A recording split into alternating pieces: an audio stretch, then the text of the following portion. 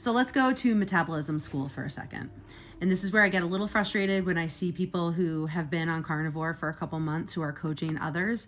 You need to understand the human body. You need to understand hormones. You need to understand metabolism. I've been coaching for over 10 years, and I have just switched over my nutrition business to pretty much primarily carnivore because I believe so strongly in it. Because some of my clients who were on weight loss programs and even hormonal balance programs were still having issues with food addiction and other metabolic issues or digestive issues where they really needed a diet like carnivore to eliminate certain foods. But I digress.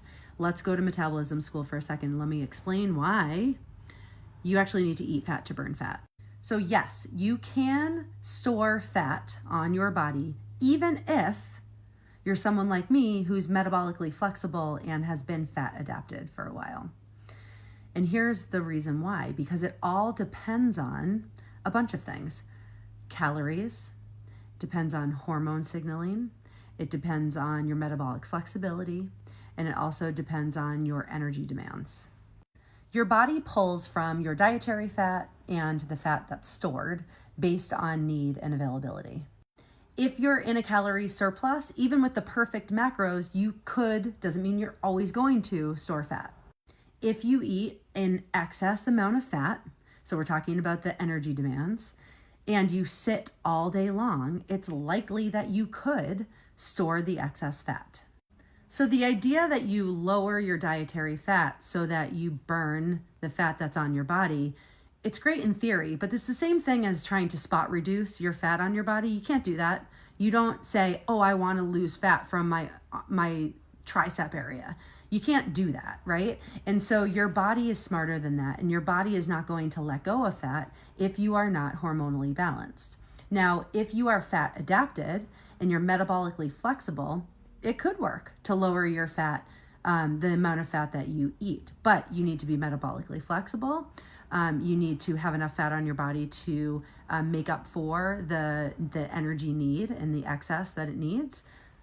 Your protein needs to remain sufficient, and your body needs to be taking in enough to not trigger a hormonal imbalance like a low thyroid situation or some sort of adrenal issues.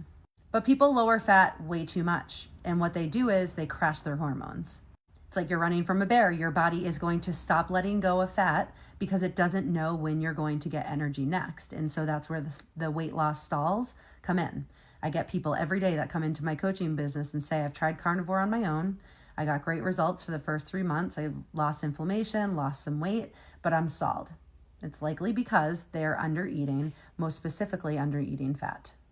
So if you're somebody that's having a hard time sleeping, you have low energy, you have cravings, you're losing your hair, you're plateauing, it's because your body doesn't feel like it's going to be in a fed state, so it's conserving.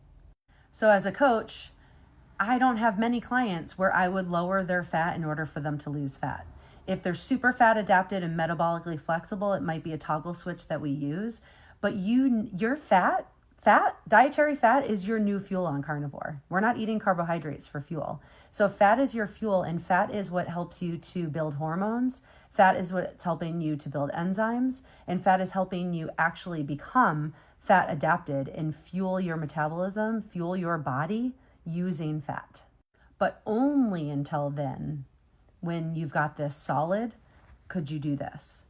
But this is like trying to spot reduce. You can't do it, and you actually really need more fat than you think.